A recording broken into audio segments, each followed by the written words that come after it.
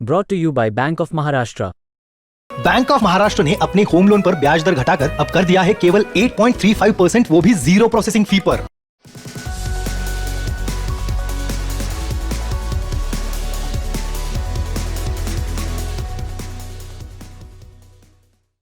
नमस्कार, आप देख रहे हैं बिस्तक की खास पेशकश बजट और बाजार। बजट बेहद ही नजदीक है, लेकिन क्या ये बजट ग्रोथ को रफ्तार देने वाला बजट होगा और बाजार से बजट की क्या उम्मीदें हैं, इन तमाम मुद्दों पे बात करेंगे। मेरे साथ आज बेहद ही खास मेहमान मौजूद हैं, एसबीआई सिक्योरिटीज के head of research Sunny Agarwal ji. Sunny ji नमस्कार, स्वागत है आपका बिस्तक पे। आ, नमस्कार रजत जी, शो में इनवाइट करने के लिए बहुत बहुत धन्यवाद। सर, एक तो आप बेहद ही खास दिन हमारे साथ जुड़े हैं, रामलला की प्राण प्रतिष्ठा वाले शुभ दिन आप हमारे साथ जुड़े हैं। क्या भगवान राम की कृपा शेयर बाजार पर होगी?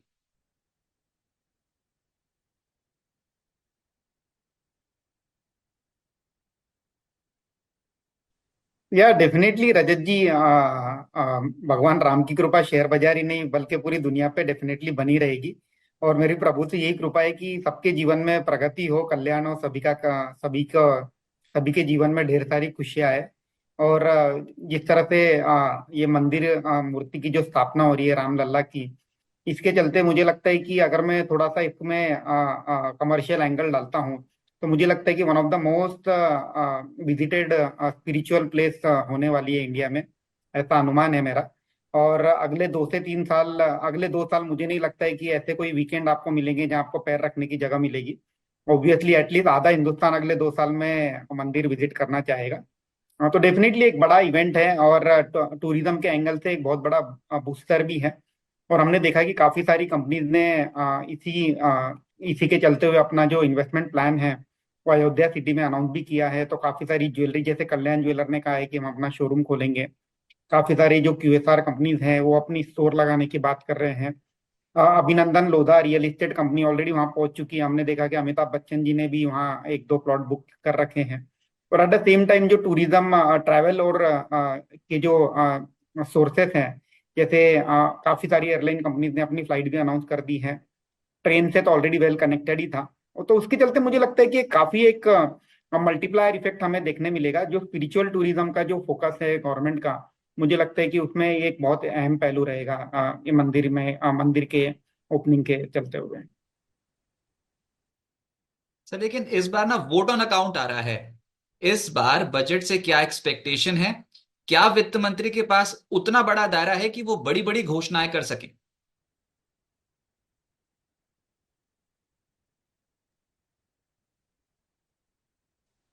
मुझे लगता है कि रजत जी, पहले तो एक बात हमें समझ लेना चाहिए कि जब से जो भी एग्जिस्टिंग गवर्नमेंट है पिछले 10 सालों में, कहीं ना कहीं बजट का जो इम्पोर्टेंस रहता था आज के 10 साल पहले, वो थोड़ा कम हुआ है। क्योंकि अब बजट के अलावा भी काफी सारी इंडिविजुअल मीटिंग्स के थ्रू पॉलिसी डिसीजन लिए जाते हैं।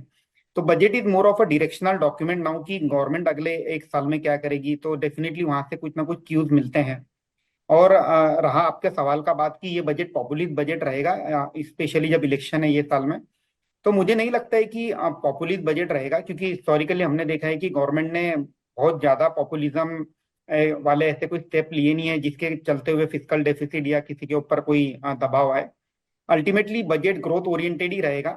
हालांकि वोट ऑन अकाउंट बजट है और जो फाइनल बजट है जब नई सरकार बन जाएगी, जुलाई मंथ में आएगी, तो वोट ऑन अकाउंट बजट रहेगा। बट अल्टीमेटली मेरा ये मानना है कि जो गवर्नमेंट का फोकस रहेगा ग्रोथ ओरिएंटेड फोकस रहेगा। और जो स्पेंडिंग की अगर मैं बात करता हूं तो अल्टीमेटली जो इकोनॉमी के जो इंफ्रास्ट्रक्चर सेक्टर है, रेलवे सेक्टर है, डेफिनेटली वहाँ कहीं कहीं ना कहीं स्पेंडिंग हमें बढ़ते हुए दिखेगी।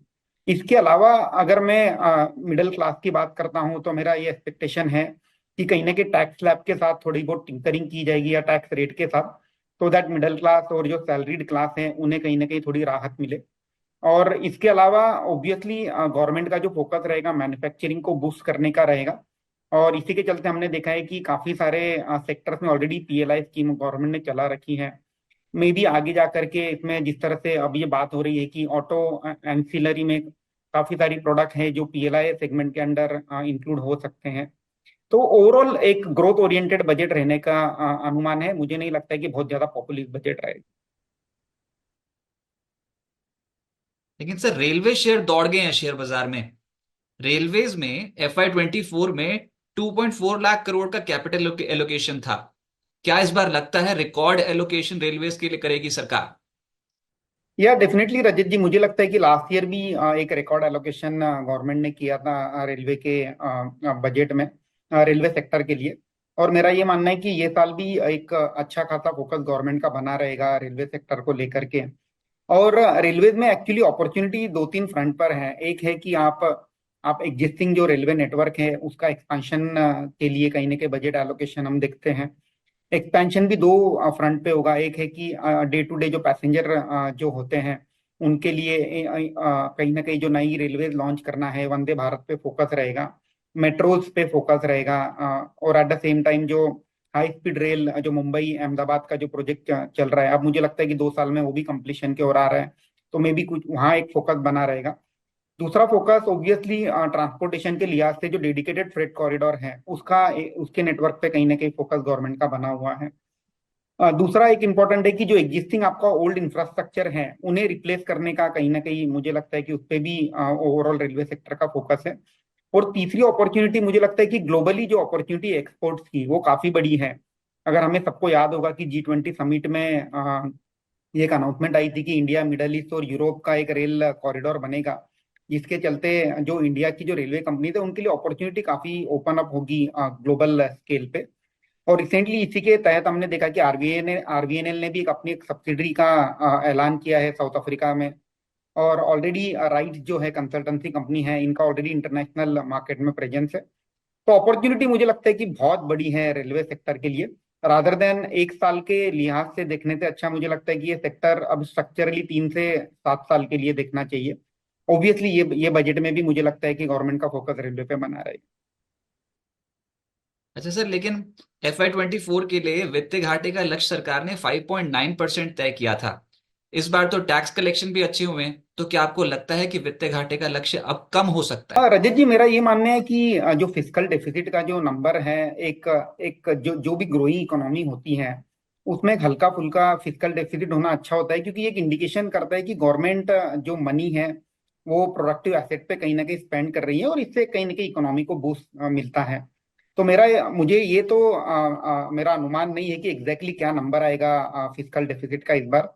बट एक बात जिस तरह से हम ऑनरेबल फाइनेंस मिनिस्टर को सुनते हैं, एक बात तो पक्की है कि गवर्नमेंट जो अपना फिस्कल डेफिसिट है वो ग्रेजुअली जो ग्लाइड पाथ फॉलो करेगा अगले 3 से 5 साल के लिए, जहां हम देखेंगे कि fiscal deficit gradually as a percentage of GDP नीचे आते हुए दिखेगा हमें 3 से 5% के लिए। और ये जो स्थान से फाइनेंस मिनिस्टर ने काफी पिछले तीनों चारों बजट में ये मेंटेन किया था, और मुझे लगता है कि ये स्थान फिर से मेंटेन रहेगा। और एक इसमें मुख्य भूमिका इसकी भी रहेगी कि अगर हमारा जीडीपी ग्रोथ है, नॉमिनल जीडीपी ग्रोथ, ये 10% के ऊपर चलता है तो ऑटोमेटिकली एज अ परसेंटेज आपका फिस्कल डेफिसिट नीचे आते हुए हमें दिखेगा। ऑब्वियसली रोबस्ट टैक्स कलेक्शन इसमें एक अहम भूमिका निभाएंगे। लेकिन इलेक्शन से पहले का बजट है ये, चाहे वोट ऑन अकाउंट ही सही, लेकिन क्या लगता है कि सरकार का फोकस सोशल रिफॉर्म्स पे, फार्म सेक्टर रिफॉर्म्स पे, या फिर आम आदमी के लिए बड़ी घोषणाएं देने पर हो सकता है? मेरा मतलब है, क्या इस बजट में रेवड़ियां बटेंगी?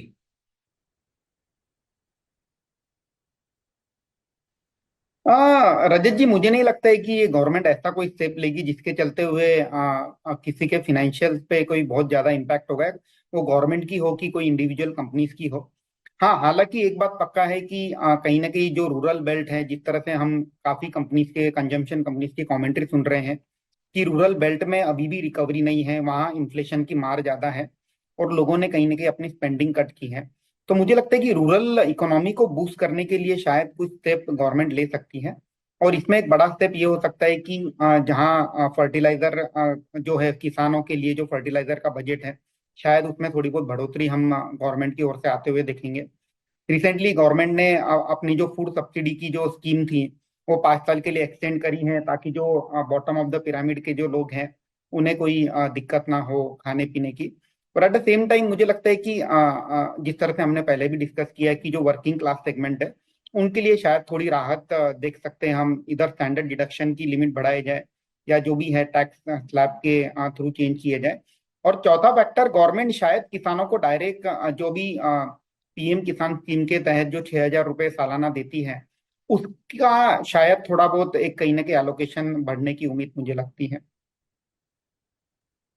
और एक इम्पोर्टेंट पैरामीटर मैं बताना रह गया, एक नरेगा जो स्कीम है जिसके थ्रू एक कहीं ना कहीं एम्प्लॉयमेंट जनरेट होता है लोअर लेवल पे, वर्कर लेवल पे, वहां भी एक थोड़ा सा बजट एलोकेशन बढ़ने की एक संभावना हो सकती है, which is again a kind of booster program for rural economy.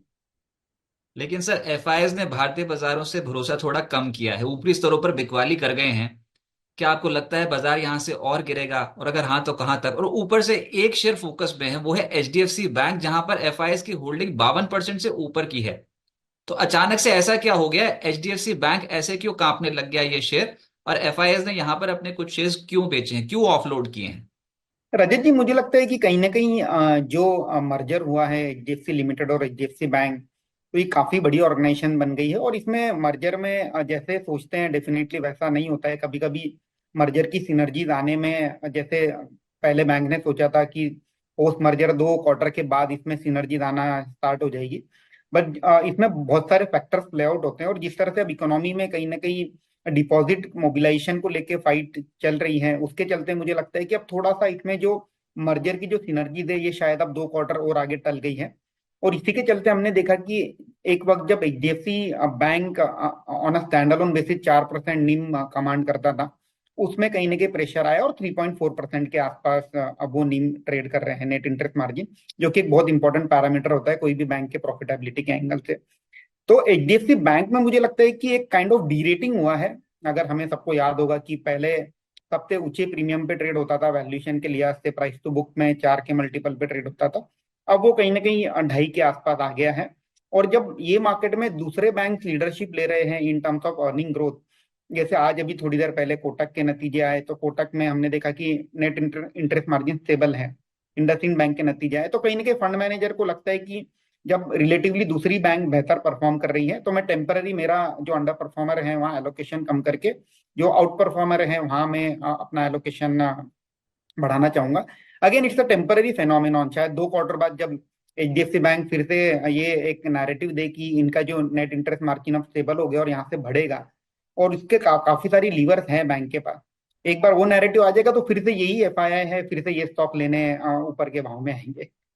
लेकिन ना इससे बाजार में ये डर बैठ गया है कि जो एचडीएफसी बैंक के साथ हुआ वो किसी और के साथ भी हो सकता है, जहां पर एफआईएस होल्डिंग ज्यादा है जिन शेयर्स पे, उन पे थोड़े कंसर्न्स जो है वो ज्यादा हो गए हैं अब।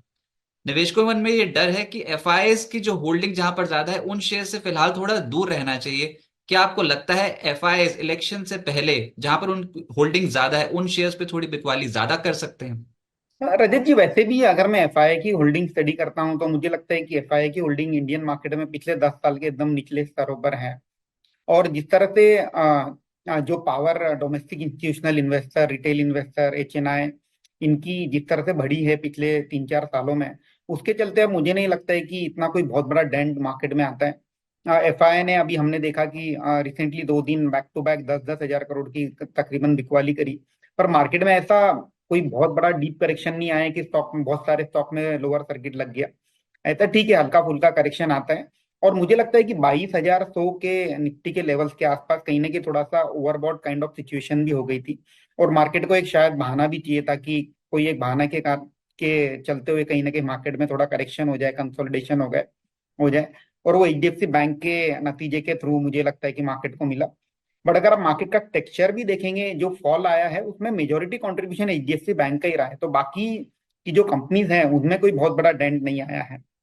ठीक है, एचडीएफसी बैंक के नतीजे के चलते हुए कहीं ना कहीं एक ओवरऑल बैंक निफ्टी पे भी हमने प्रेशर देखा, बट मुझे लगता है कि ओवरऑल अब ये यहाँ से मार्केट थोड़ा स्टॉक स्पेसिफिक हो जाएगा। जो कंपनीज अच्छे नतीजे डिक्लेयर करेगी ऑब्वियसली मार्केट उनको रिवॉर्ड करेगी, वहां फंड फ्लो ज्यादा रहेगा।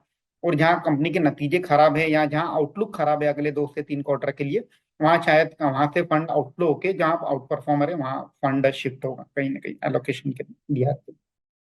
तो सर मार्केट्स तो ऑलरेडी ऊपरी स्तरों पर थोड़े करेक्ट हो चुके हैं।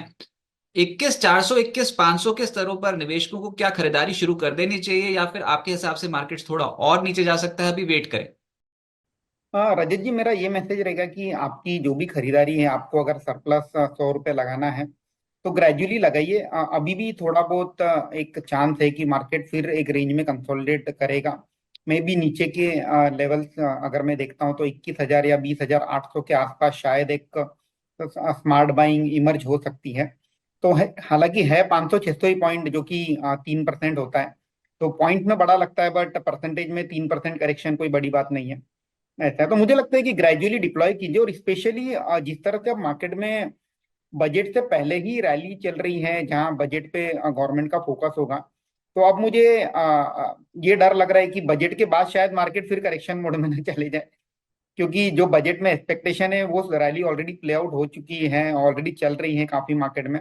जिस तरह से हम देख रहे हैं कि रेलवे के स्टॉक, डिफेंस के स्टॉक लगातार धुआंधार रिटर्न दे रहे हैं मार्केट में।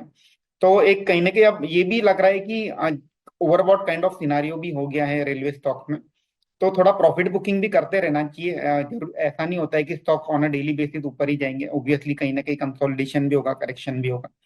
तो gradual deployment is the strategy. Obviously budget होने दीजिए, उसके बाद बजट के बाद जिस तरह से बजट में जिस तरह से इनपुट आएंगे, उसके चलते हुए जो दूसरे जो सेक्टर हैं, जो अनएक्सपेक्टेड सेक्टर है जहाँ गवर्नमेंट शायद एलोकेशन बढ़ाए, उसमें कहीं ना कहीं अपॉर्चुनिटी बनते हुए दिख सकती है। सरकारी कंपनियों के शेयर्स पे बाजार में भरोसा बहुत ज्यादा बढ़ गया है। ऐसा लगता है बस सरकारी कंपनी का शेयर होना चाहिए। बहुत जबरदस्त ग्रोथ देखी, अच्छे रिटर्न्स दे गए। मिसाल के तौर पे पावर फाइनेंस कंपनियां, जिसमें पीएफसी, आरईसी, इरिडा जैसी कंपनियों के रिटर्न्स धुआंधार। इंश्योरेंस सेक्टर से जुड़ी कंपनियां, एनआईएसीएल, जीआईसीआरई और ऊपर से एलआईसी तो अपने issue price, IPO issue price पे दोबारा पहुंच गया है। रेलवेज तो ऐसे धुआंधार भाग रहे हैं कि शेयर्स तो लपक लिए ट्रेडर्स इन्वेस्टर्स ने। ऊपर से डिफेंस कंपनियों का प्रदर्शन अच्छा रहा। एनर्जी स्टॉक्स पे बेट लगा दी, सरकारी एनर्जी स्टॉक्स पे बाजार की बेट लगी। रियल एस्टेट में एनबीसीसी, हुडको जैसी कंपनियां तेज हो गई। सरकारी कंपनियों के शेयर्स पे अब क्या करना हाँ चाहिए रजत सर? जी, डेफिनेटली कहीं ना कहीं सरकारी कंपनियों में जिस तरह से रैली आई है, इसके पीछे एक बहुत इंपॉर्टेंट अहम कारण है कि इन्वेस्टर को अब लगता है कि हाँ, ये जो सरकारी कंपनीज हैं, इनमें कंटिन्यूअसली एक प्रॉफिट ग्रोथ, सेल्स ग्रोथ देखने मिलेगी। और इसी के चलते जिस तरह से इसको बैक करने के लिए ऑर्डर बुक है। अगर आप रेलवे कंपनीज हो तो सभी रेलवे कंपनीज की ऑर्डर बुक काफी हेल्दी हो गई है पिछले 1-1.5 साल में। अगर आप इंश्योरेंस कंपनीज हैं, तो इंश्योरेंस कंपनी में हालांकि कंपनी का जो कोर ऑपरेटिंग प्रॉफिट है वो अभी भी नहीं आता है, बट एक कहीं ना कहीं ये स्ट्रीट का मानना है कि ग्रेजुअली जिस तरह से गवर्नमेंट का फोकस है कि जो अच्छी कंपनीज है उसको टर्न अराउंड करना है, तो वो डायरेक्शन में जा रही है। तो कहीं ना कहीं जहां भी रैली चल रही है, ऑब्वियसली वहाँ एक फाइनेंशियल इंप्रूवमेंट भी देखने मिल रहा है। और ये एक अंडर ओन सेक्टर था, और इसमें हमने देखा कि पिछले 12 से 18 महीने में काफी एक अच्छा पैसा, मोटा पैसा भी बना है। अब यहाँ से क्या करना चाहिए? ऑब्वियसली अब यहाँ से जिस तरह से रिटर्न पिछले 1-1.5 साल में बने हैं, शायद वो स्पीड से रिटर्न ना बने, but obviously on a selective basis कहीं ना कहीं रिटर्न बनाने के मौके अभी भी है। Case in point engineers India, मुझे लगता है कि अभी भी ये कंपनी में बहुत दम है। आई थिंक ये कंपनी हम लोगों ने बहुत बार डिस्कस भी की है आपके साथ ये चैनल पर। और इसका एक मुख्य कारण ये है कि ऑयल एंड गैस केपेक्स का प्ले है। और इसमें अभी भी कंपनी का market cap at 245 rupees, 12,000 crore रुपया है। अच्छा खासा प्रॉफिट बनाती है कंपनी। अभी भी इसका लाइफ हाई जो है, इंजीनियर्स इंडिया ने अभी तक ये वो निकाला नहीं है, तो even technically also it is looking good. तो ऐसे एक पिक एंड चूज करना होगा। जैसे मिधानी है, मिधानी में मुझे लगता है कि जिस तरह से गवर्नमेंट का फोकस है एरोस्पेस और डिफेंस में, जो स्पेशलाइज एलॉय और मेटल के जो प्रोडक्ट लगते हैं, वो सिर्फ उसकी जो स्ट्रेंथ है वो मिधानी के पास है। तो वहां जो, जहाँ थोड़ा सा रैली नहीं देखी है हमने जो कंपनीज में, वहां कहीं ना कहीं अब एक मौके बनेंगे। और जहाँ ऑलरेडी बहुत अच्छी रैली हो चुकी है जैसे रेलवे स्टॉक में, वहां मुझे लगता है कि थोड़ा अब कंसोलिडेशन होना चाहिए। बहुत ओवरबॉट काइंड ऑफ सिनारियो लग रहा है। मे बी एक राउंड ऑफ कंसोलिडेशन, और शायद फिर उसके बाद उसमें रैली देखने मिलेगी। और रही पावर फाइनेंस कंपनीज की बात, तो मुझे लगता है कि पावर फाइनेंस की जो कंपनीज है, ये तो आपके पोर्टफोलियो में लॉन्ग टर्म के लिहाज से होना ही चाहिए। और इसका एक ही कारण है कि 2030 तक जो गवर्नमेंट का जो लक्ष्य है कि जो 50% एनर्जी का पोर्टफोलियो है वो रिन्यूएबल से आना चाहिए। और जब मैं रिन्यूएबल की बात करता हूँ तो इसमें विंड हो गया, सोलर हो गया, हाइड्रोजन जो कि एक इमर्जिंग सेक्टर है। सोलर में भी अगर आप देखेंगे कि जो रूफटॉप सोलर है, जो छत के ऊपर जो सोलर पैनल लगते हैं, उसके लिए भी गवर्नमेंट ने अभी रिसेंटली एक स्कीम अनाउंस की है।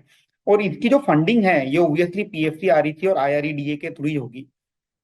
अल्दो शॉर्ट टर्म में एक रैली हो चुकी है, आप 2 साल के जो नंबर से कंपनी ने डिस्काउंट कर लिया, बट थोड़ा सा नजरिया लंबा रखेंगे तो डेफिनेटली इसमें भी पैसा बनेगा। तो कभी हमने डिस्कस की थी सरकारी कंपनियां इतनी डिटेल में? इस बार तो गजब हो गया सरकारी कंपनियों में, और दो रीजंस मेजर है, एक तो गवर्नमेंट रिफॉर्म्स और दूसरा अंडर ओनरशिप। ये इंस्टीट्यूशंस के पास है नहीं ये शेयर्स, लेकिन बाजार ने दाव लगा दिया, जहां पर सरकारी होल्डिंग ज्यादा है उन कंपनियों के शेयर्स में बहुत तगड़ी खरीदारी हुई है। अच्छा फिर सर, किन सेक्टर्स पे आप बुलिश हैं बजट के लिहाज से, या फिर पूरे फिस्कल में? आप कहां सलाह देंगे कि कौन से सेक्टर्स के शेयर्स ज्यादा बेहतर प्रदर्शन कर सकते हैं? रजत जी, मेरा सबसे पहला बुलिश बेट रहेगा ऑटो और ऑटो एंसिलरी सेक्टर पे। और इसका एक मुख्य कारण ये है कि मुझे लगता है कि इसमें अगेन ट्विन ट्रिगर है। एक है कि डोमेस्टिक कंजम्पशन जो है, जिस तरह से इकोनॉमी में जो पर कैपिटा इनकम है अब $2,500 के ऊपर चली गई है। तो जब भी हमने देखा है कि इकोनॉमी 2.5-3 ट्रिलियन डॉलर से 5-6-7 ट्रिलियन डॉलर की ओर जाती है, तो डिस्पोजेबल इनकम बहुत जोरों से बढ़ती है। और एक कहीं ना कहीं ऑटो एक व्हीकल होता है जो हर किसी का एक एस्पिरेशन होता है कि मुझे टू व्हीलर लेनी है, प्रीमियम टू व्हीलर लेनी है, फोर व्हीलर लेनी है, एसयूवी लेनी है। तो एक डोमेस्टिक डिमांड मुझे लगता है कि काफी अच्छी रहेगी ऑटो सेगमेंट में। और दूसरा, जिस तरह से इंडियन कंपनीज ने इंटरनेशनल टेरिटरी में एक अपना एक्सपर्टीज प्रूव किया है ऑटो सेक्टर में, तो मुझे लगता है कि गवर्नमेंट ऑटो सेक्टर को बहुत सपोर्ट करेगी अगर इन्हें यहाँ से एक्सपोर्ट को सपोर्ट करना है। और इसका एक एग्जांपल हमने देखा भी कि रिसेंटली टेस्ला ने भी एक इंटेंशन जताया है कि इंडिया में उन्हें प्लांट लगाना है। रिसेंटली वियतनाम की कंपनी है विनफास्ट, उन्होंने अनाउंसमेंट किया है कि वो इंडिया में प्लांट लगाएंगे। तो auto ancillary as a sector मुझे लगता है कि स्ट्रक्चरल ग्रोथ स्टोरी है अगले 2 से 3 साल के लिए। और डेफिनेटली 2024 में भी काफी सारी ऑटो ओईएम और ऑटो एंसिलरी कंपनी से अच्छे खासे रिटर्न हमें आते हुए दिखेंगे। एक दूसरा सेक्टर जो मुझे अच्छा लगता है ये साल के लिए, वो है माइनिंग कंपनी। अगेन इसका कहीं ना कहीं थोड़ा बहुत लिंकेज ऑटो सेक्टर से है, क्योंकि जिस तरह से अब जो नई अपॉर्चुनिटी माइनिंग कंपनीज के लिए इंडिया में ओपन हो रही है, लिथियम के लिए या क्रिटिकल मिनरल्स हैं, जहां गवर्नमेंट चाहती है कि अब इंडिया का जो डिपेंडेंस है ओवरसीज कंट्री पे ना हो, और ये क्रिटिकल मिनरल जो है यहीं लोकल में कहीं मिल जाए, तो उसके चलते हुए जो कॉस्ट ऑफ प्रोडक्शन है कहीं ना कहीं घटेगा भी, और इंडिया का जो डिपेंडेंस है वो घटेगा। तो जो माइनिंग कंपनीज हैं जैसे मॉइल, जीएमडीसी, ये सब माइनिंग कंपनीज मुझे लगता है कि अब एक बार ये ऑप्शन हो जाए तो उसके बाद एक ये जितनी माइनिंग कंपनीज है इनके अर्निंग में भी ग्रोथ आते हुए दिखेगी, और एक ये भी kind of under own sector है। और तीसरा ऑब्वियसली इंजीनियरिंग एंड कैपगुड सेक्टर। और इंजीनियरिंग और कैपगुड सेक्टर का अगेन जो मेन आधार है वो यही है कि जो मैन्युफैक्चरिंग को जो बूस्ट मैन्युफैक्चरिंग बूस्ट जो गवर्नमेंट दे रही है इंडियन इकोनॉमी को, उसके चलते हुए जितनी भी मैन्युफैक्चरिंग और कैपिटल गुड्स कंपनी है, इंजीनियरिंग कंपनीज है, उसमें कहीं ना कहीं एक अच्छी खासी रैली हम ये साल में देख सकते हैं। और एक चौथा सेक्टर रहेगा मेरा जो न्यू एज टेक्नोलॉजीज है जो कि mid cap IT companies cover करती हैं, whether it is cloud migration, artificial intelligence, digitisation का जो एक थीम है, वो कहीं ना कहीं एक मिड साइज आईटी कंपनी के थ्रू हमें प्ले करने मिलेगा ये साल। तो बैंकिंग को लेकर क्या कंसर्न शॉर्ट टर्म में बने रहेंगे? बैंकिंग शेयर्स पे आपका क्या नजरिया? बैंकिंग में रजत जी, हालांकि एक बात तो पक्की है कि 2024 के सेकंड हाफ में शायद हम रेट कट की बात सुनेंगे। बट रेट कट के लिए सबसे पहले जो बिग डैडी है यूएस फेड, उन्हें पहले ब्लिंक करना होगा। सबसे पहले रेट कट वहां आना होगा, और उसके बाद जो बाकी की इकोनॉमीज है उनके पीछे पीछे रेट कट की साइकिल कहीं ना कहीं फॉलो करेंगे। तो बैंकिंग मुझे लगता है कि जिस तरह से अब नतीजे भी आ रहे हैं, कहीं ना कहीं थोड़ा मुझे लगता है कि काइंड ऑफ कंसोलिडेशन का टाइम आएगा। प्राइस वाइज करेक्शन नहीं होगा, may be time wise correction शायद हम जो बड़ी दिग्गज बैंक हैं उनमें कहीं ना कहीं आते हुए देखेंगे। बट हालांकि अगर किसी को स्टिल बैंकिंग सेक्टर में पैसा लगाना है, तो जो मिड साइज बैंक हैं जहाँ थोड़ा वैल्यूएशन का कंफर्ट है, जैसे कैथलिक सीरियन बैंक हो गया case in point, South Indian Bank हो गया, या जो छोटी पीएसयू बैंक है जैसे Central Bank, Jammu and Kashmir Bank, जो कि kind of turn around story है, थोड़ा सा high risk high return kind of bet है, वहाँ शायद रिलेटिवली बेटर रिटर्न मिले। कैथलिक सीरियन बैंक, वहाँ हमने देखा है कि मैनेजमेंट चेंज हुआ है। करूर वैश्य बैंक, वहाँ कहीं ना कहीं स्ट्रेटेजी, थोड़ी छोटे बैंकों में मुझे लगता है कि रिलेटिव आउट परफॉर्मेंस हमें देखने मिलेगा। अब आखिरी में सर, एसबीआई सिक्योरिटीज के हेड ऑफ रिसर्च हमारे साथ जुड़े हैं और बजट नजदीक है, तो फिर आपके शेयर्स तो हमको जानने हैं कि आपकी टॉप पिक्स कौन सी हैं बाजार में, कहां पैसा लगाना चाहिए, कहां पर उम्मीद ज्यादा है कि यहाँ पर रिटर्न बहुत तगड़े मिलेंगे? तो रजत जी, मैं रादर देन बजट पिक, क्योंकि पैसा अब बजट में बच गए सिर्फ 10 से 11 दिन, और 10-11 दिन में कौन सा स्टॉक चलेगा, शायद ये अनुमान किसी को ही नहीं होता है। बट मैं जो पिक अभी रिकमेंड करूंगा, ऑब्वियसली उसका इन्वेस्टमेंट हॉराइजन 6 से 12 महीने का होना चाहिए। तो मैं सबसे पहले जो इंफ्रास्ट्रक्चर और जो रियल एस्टेट की स्टोरी है, मैं सीमेंट सेक्टर के थ्रू प्ले करना चाहूंगा। और इसमें मेरा टॉप पिक रहेगा अल्ट्राटेक सीमेंट। अगेन, एक वन ऑफ द इंडिया की लीडिंग कंपनी है सीमेंट कंपनी की। करंट मार्केट प्राइस 10,000 के आसपास चल रहा है, और मेरा ये मानना है कि 2024 में ये कंपनी 15 से 20% का रिटर्न जनरेट कर सकती है निवेशकों के लिए। दूसरा मेरा पिक रहेगा इंजीनियर्स इंडिया, जो ऑलरेडी हमने डिस्कस कर लिया है। मुझे लगता है कि अभी भी इसमें एक अच्छा खासा स्कोप है पैसे बनाने का। और तीसरा मेरा पिक रहेगा GMDC, again play on mining sector, जहां हमने अभी रिसेंटली देखा कि उन्हें एक दो माइंस की परमिशन भी मिली एक्सप्लॉइट करने की। और एट द सेम टाइम ये एक प्रमुख दावेदार है अपने लिथियम माइनिंग या बाकी जो क्रिटिकल मिनरल्स जो हैं उसके चलते हुए। चौथा मेरा पिक फिर से माइनिंग सेक्टर से रहेगा, वो है Coal India. Again, government of India की कंपनी है, 6% डिविडेंड यील्ड आज भी है। आज 400 रुपए के भाव में भी मुझे लगता है कि डिविडेंड यील्ड काफी अच्छी है कंपनी की।